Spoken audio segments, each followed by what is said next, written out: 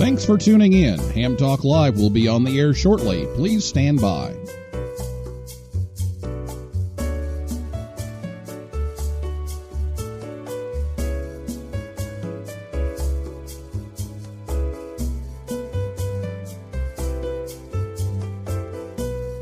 Thanks for tuning in. Ham Talk Live will be on the air shortly. Please stand by.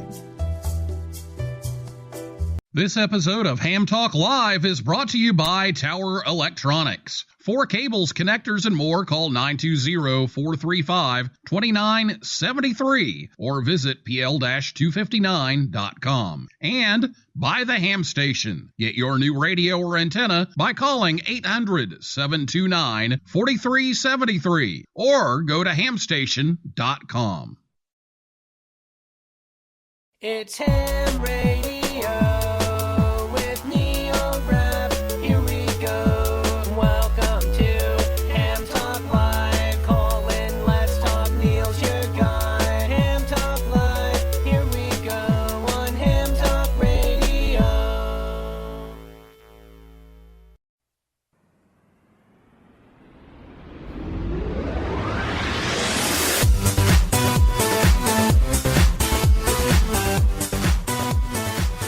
And a good evening to everyone. It's Ham Talk Live, episode number 66.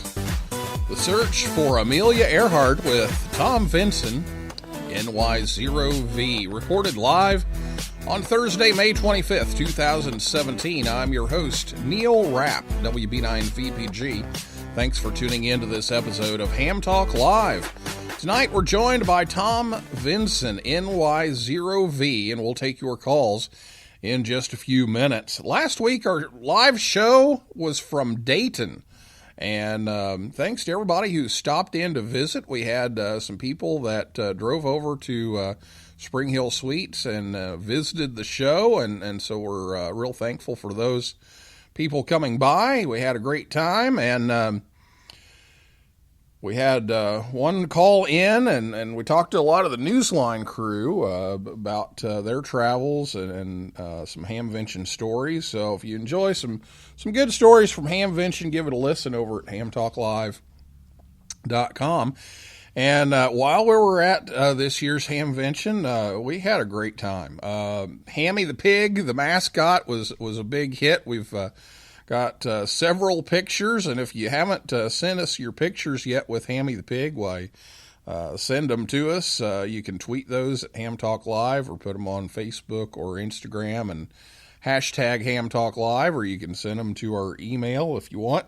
But we'd love to see those. But we've got quite a collection going over there on Facebook, so you'll have to check those out. But we had a great time with that, and really enjoyed hanging out with a lot of the Newsline crew this year. We got most everybody over there this year, and was able to hang out with them for quite a while, and my usual education forums, the youth forum and the instructors forum. Got to go to those, and also got to go visit the Voice of America Museum of Broadcasting once again, and I got to share that experience with some of my Newsline colleagues that hadn't been there before. So that was a lot of fun. And if you haven't been over to YouTube yet, and I really hated to miss the concert, but the Spurious Emissions Band, we had them on the show here a few weeks ago, and if you haven't been over to YouTube to watch and listen to the Spurious Emissions Band this year, Don't Cry for Hera Arena is absolutely fabulous. So you got to listen to that one if you don't listen to anything else. Becky W1BXY did the vocals on that, and she absolutely nailed it.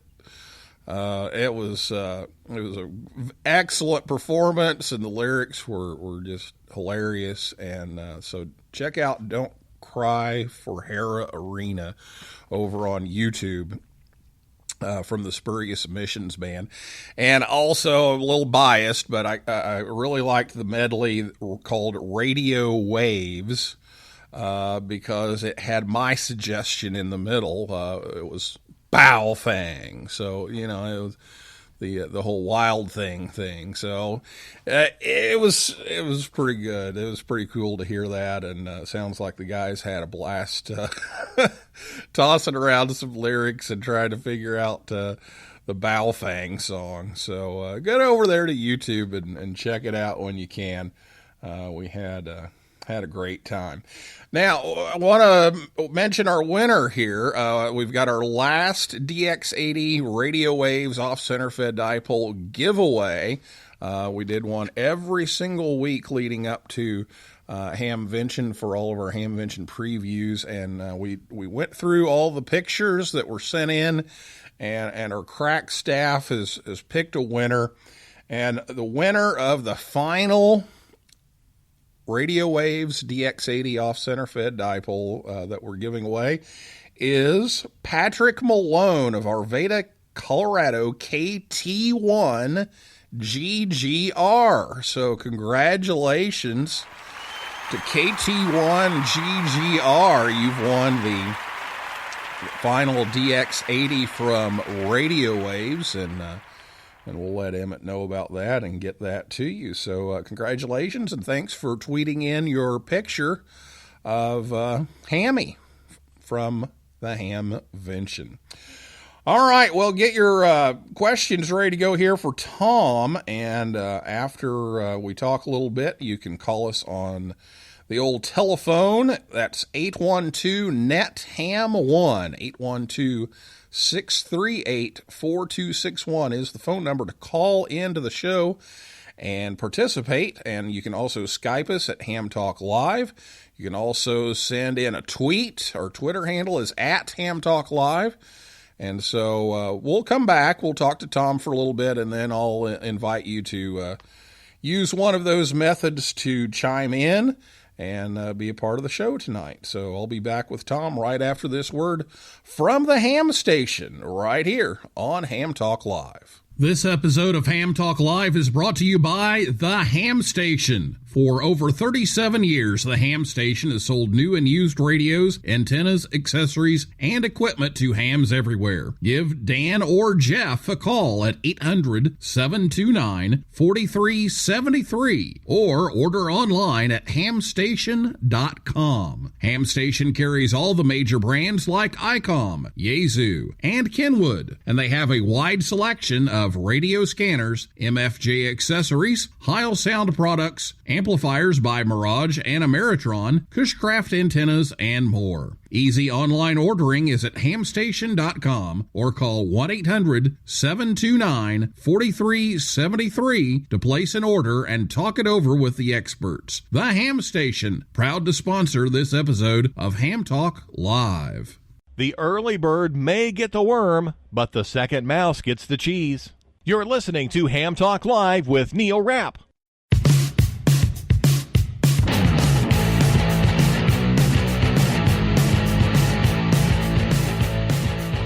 Welcome back to Ham Talk Live, the Ham Station. They've got you covered.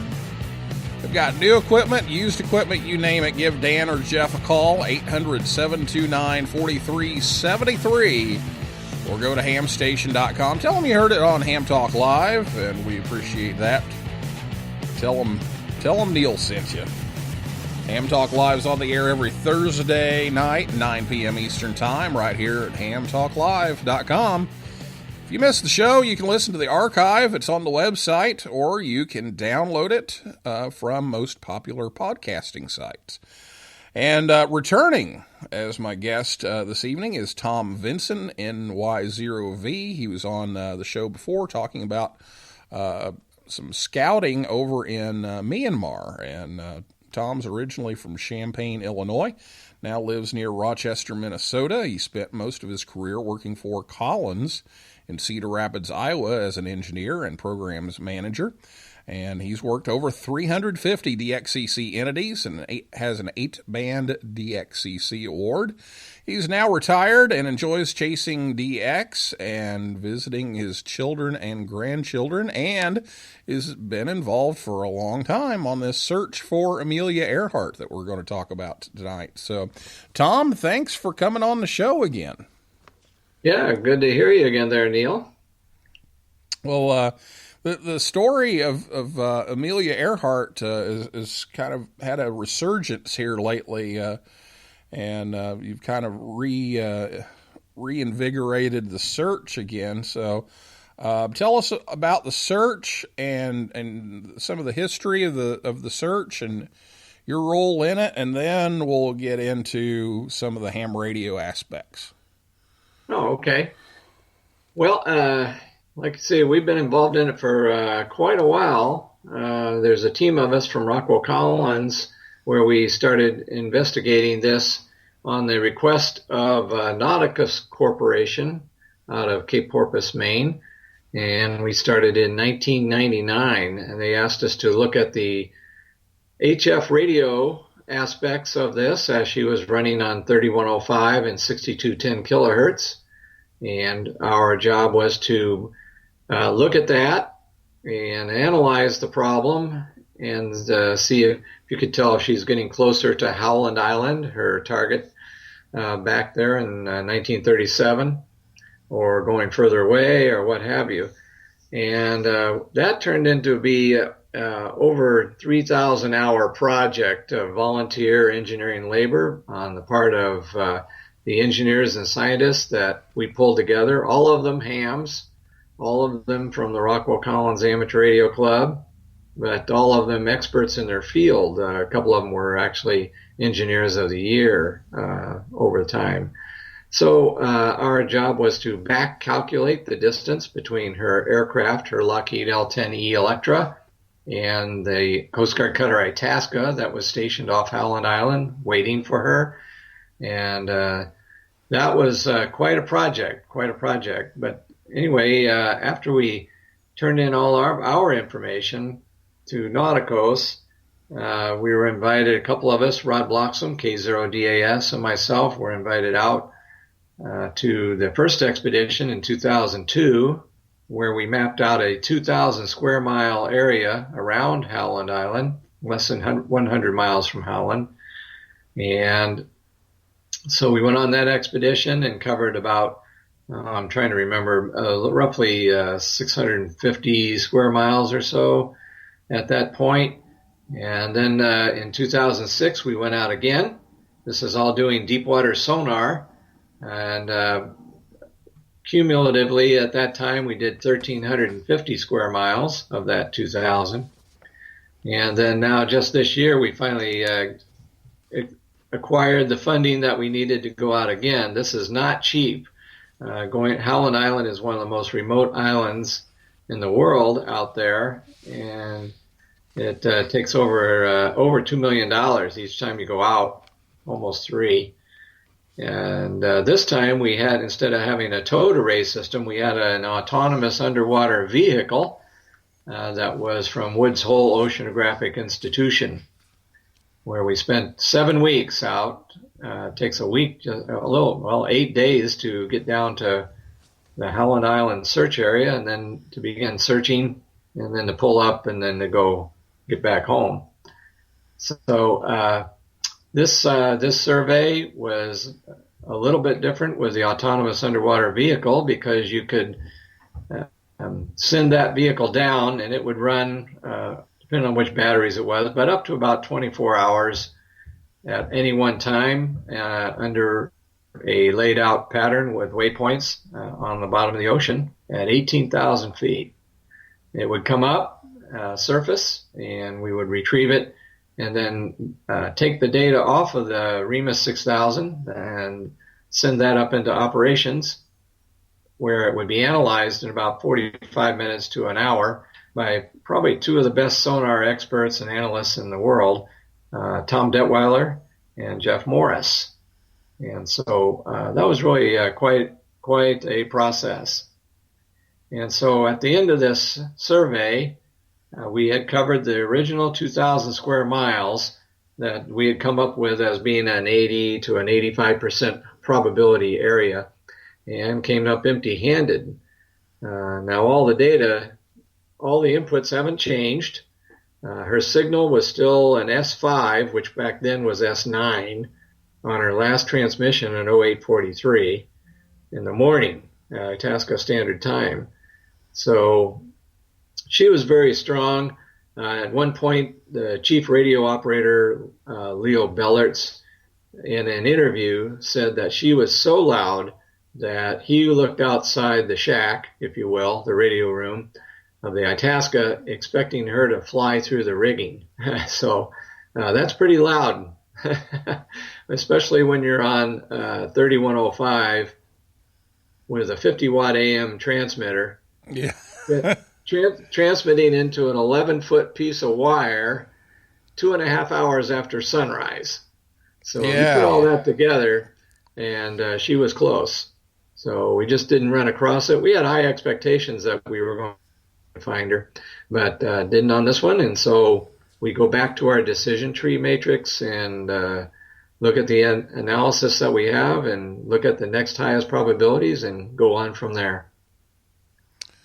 Very, very interesting. So let's get into a little bit of how the ham radio ties into this. And I also want to get into a little bit about what you're getting out of this. I know you're getting a lot out of this besides just, the raw information, but it's some good information to use for educational purposes and that kind of thing. But first, let's get into how the ham radio ties into this search. Okay. Well, I've already mentioned the history of that and all being radio amateurs. And this time along, we also had Brian, KE0YSQ. And with the expertise there with Brian and some of the other engineers from Rockwell Collins and Cedar Rapids, we put together a NAS system. And a lot of the IT work was all built in, if you will, the ability to send and receive emails off the ship with our own domain and what have you.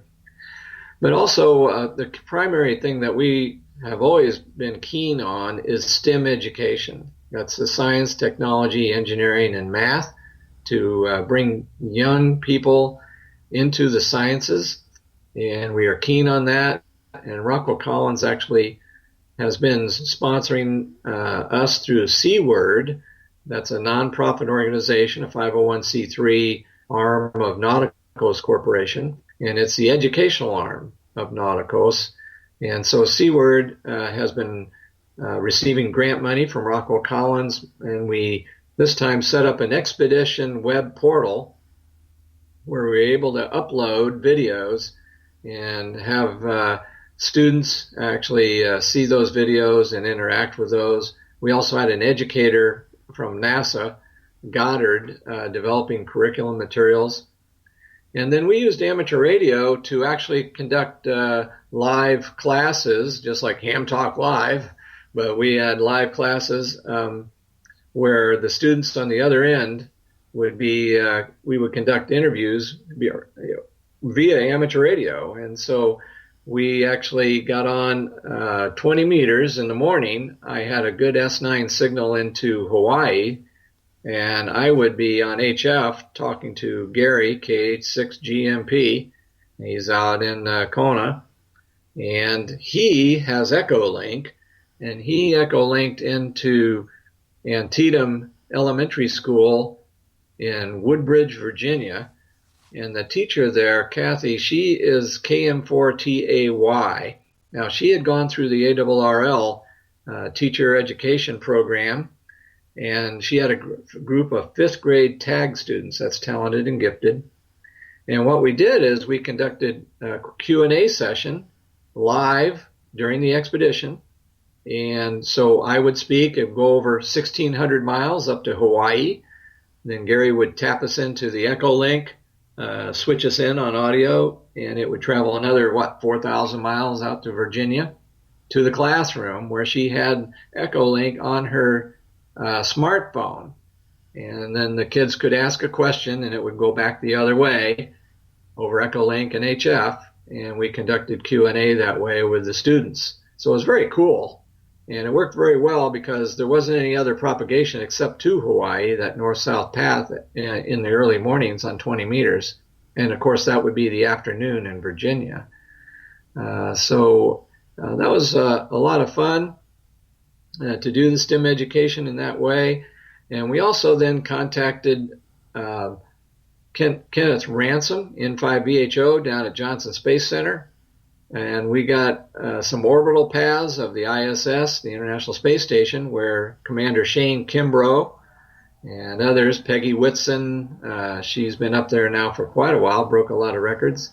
But they were on the ISS, and we had some potential orbits that we might be able to meet. They kind of stood us up for the first 6, but on the 7th one, they came through, and we were able to put different crewmen onto the microphone with the space station. And then Sally Smith from NASA Goddard asked them what would be their message to students as far as pursuing STEM education, and especially young women who might shy away from something like that. So that was very cool. We made 2 separate ISS contacts via 2 meters, of course. And up there you have horizon to horizon. So we'd have about 9 minutes, full good audio, full good strength on FM, 2-meter FM, where we had to hand point the antenna. One of us would stand outside and aim the antenna and time it, and the other rod would be on the inside on the mic, or vice versa. And that worked out really well. In fact, when I was outside on the second one, I had a handy-talkie on my waist, and I could hear the space station fine on the handy-talkie. Of course, they're only about 220 miles away when they pass. But it worked great. It was great. A good way. Only. But, I mean, it was 220 miles.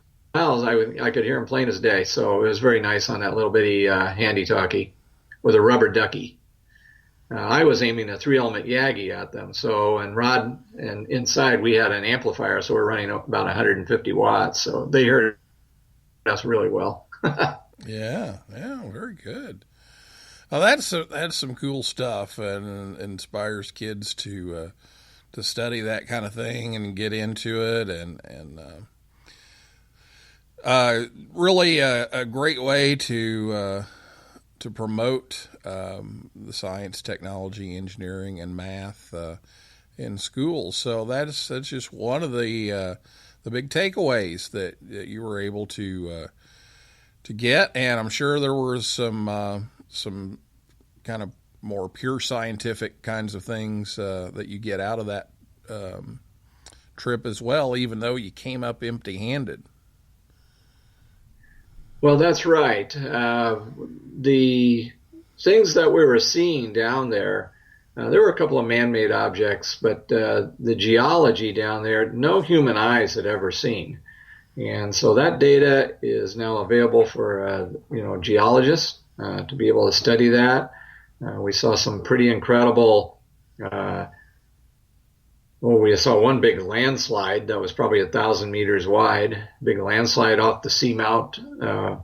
Howland Island is basically a top of an 18,000 foot mountain. And so a lot of interesting things down there. And of course, some calderas, things like that, ridges that are very new to everyone that was on board. To just see that was very, very interesting. One of the cool things, too, is Sally Smith at Goddard came up with 6 modules that teachers can use to help use the Amelia Earhart mystery for science, technology, engineering, and math, STEM education. And those were all put up also on the Expedition web portal. People can go to nauticos.com, that's nauticos.com, and there's a launch button for the Expedition portal. And in there's an education button that there's videos, but there's 6 modules. For instance, one would be, how do you tell a geological feature from a man-made feature in sonar? And you have Jeff Morris explaining that in a video, and then they give a couple of shots, some sonar pictures, if you will. Images is a better word, and the student can look and determine if it's man-made or if it's geology. Things like that all the way down the line. And so that's all now up there that was developed while we were all out on the expedition. Actually interviewing these experts and then developing curriculum around that. So we're pretty excited about it. Our vision for that website for the next expedition would be to make it interactive. It's not yet interactive. And so, again, hopefully continue to get good funding from different investors and people who are interested in STEM education and getting young people excited in the sciences and, hopefully amateur radio, and use that vehicle to get them all encouraged to get into maybe engineering school when they get into college. So we'll see. Yeah, that sounds great. Now, you did mention, that you've got your solution tree, or that's a place here in town. But your decision making matrix, to kind of go back and see what you're going to do next time. So what's next time looking like? Do you know yet? Yeah, it's pretty early. We've just basically gotten back, and then I went to Dayton. Yeah. But and you discovered all kinds of things: mud, traffic. And mud. but a lot of good food and a lot of good people and a lot of good stuff. Yeah, it was great. But we have different tools. We have a Monte Carlo simulation because we can now we know where she isn't, for instance, and that's good information. And we can now take our Monte Carlo simulation and add in that to know those endpoints are no longer valid, those flight paths. And so we have that. We have a statistical mapping that we use where we use multiple variables from the problem, radio signal analysis, the line of position, accuracy of navigation, and things like that, and come up with the hot areas, if you will. And then we have a decision tree matrix that looks like a tree. It's a decision tree, and we had groups of pilots and navigators go through that and determine if she had to make at each node, at each decision point, which is the most likely case in that scenario, what decision would they make? And then we would follow that down. All endpoints on the decision tree, of course, ends up in a crash. And so now you just follow you break off the branches that don't work, because you know the endpoints, and you go to the next ones. And, you have different things that come into play too, like pilot fatigue. She's in the air in that egg beater of an aircraft for those engines on either side of her for 20 hours and 43 minutes. And the effects of fatigue have been studied by the Air Force quite at large. And your rationality, your decision making is hampered. Your visual acuity drops, and so where she had gray eyes, where she might have had 25-mile visual acuity, it's maybe down to 15 now. Your strength drops. You don't have as much strength, to pull back on the yoke if you're out of gas and you got to trim out the aircraft and try to stall that aircraft out above the water, things like that.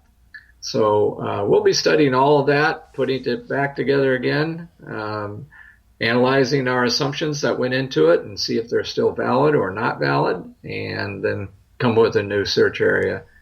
And then, of course, raising the funds. Fundraising is tough. Our expedition lead and the investor that really helped us get out there, was Alan Eustace. And Alan, not only was he at Google, but he is the guy that was hauled up in a spacesuit to 136,000 feet about a year and a half ago, and then released.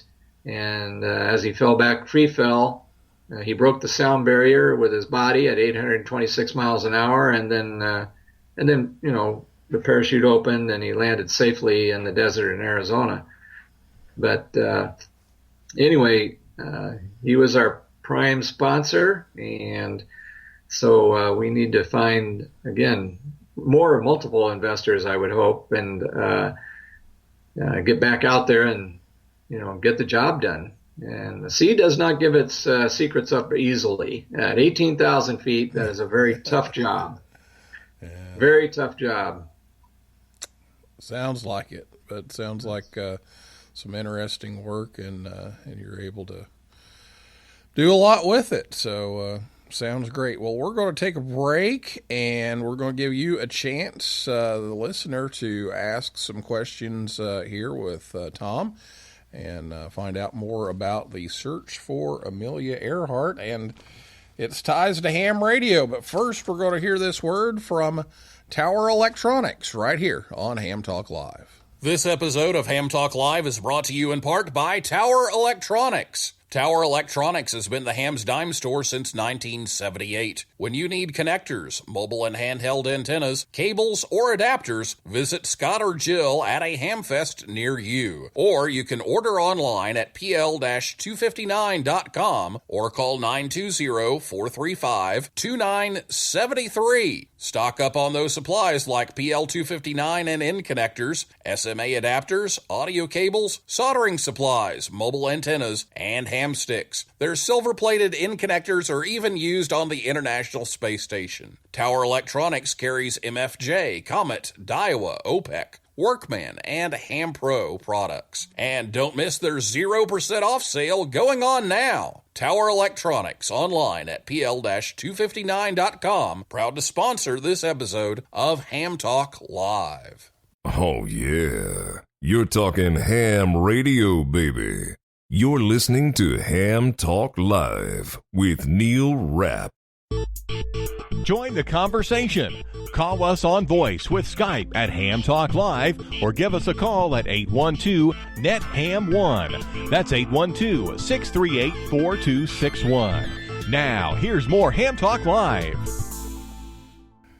Thanks to Scott and Jill at Tower Electronics for sponsoring the show tonight to help bring you Ham Talk Live. And if you go to the Facebook page, you can even see a picture of Jill with Hammy the pig, the Ham Talk Live mascot.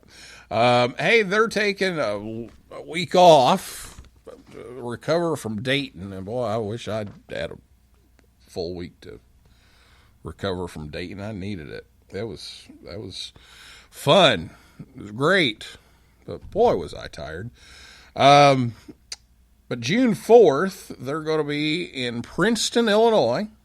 June 10th, they'll be in Newberry, Michigan. June 18th, Monroe, Michigan. And then July 8th at Oak Creek, Wisconsin.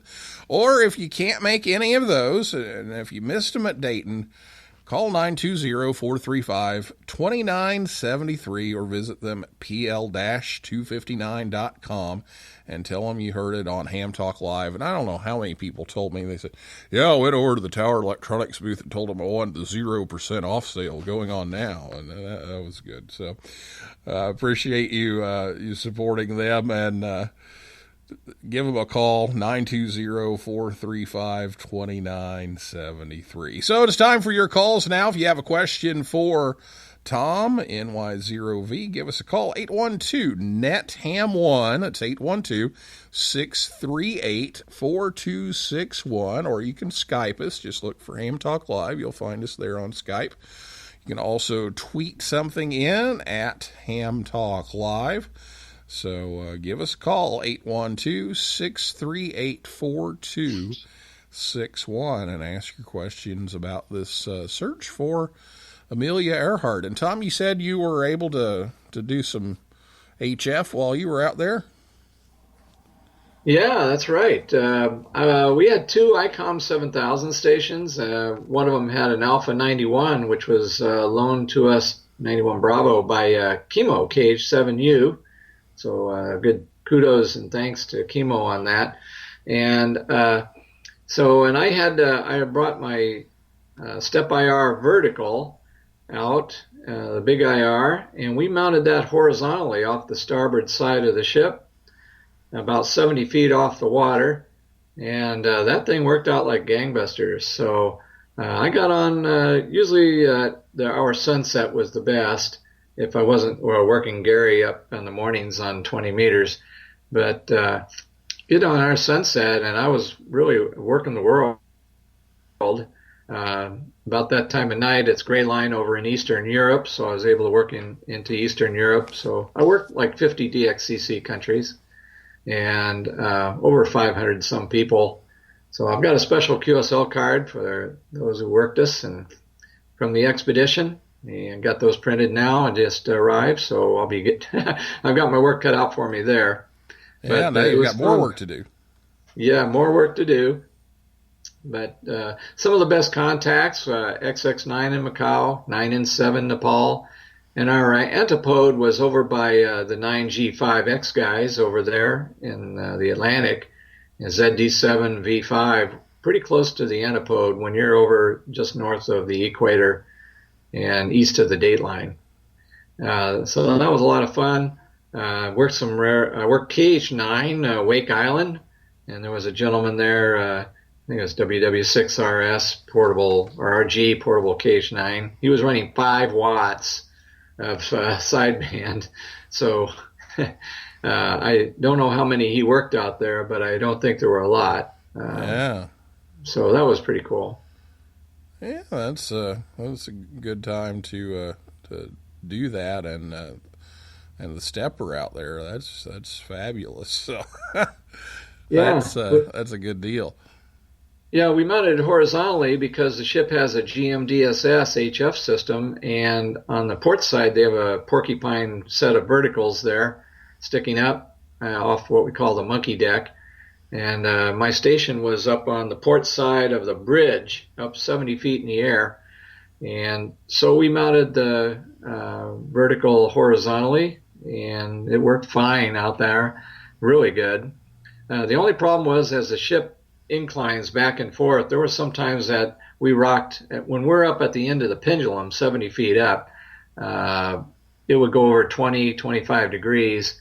And of course, then the distance from the HF antenna off the surface of the water varied from 70 feet to 50 feet to 90 feet, the tips of it.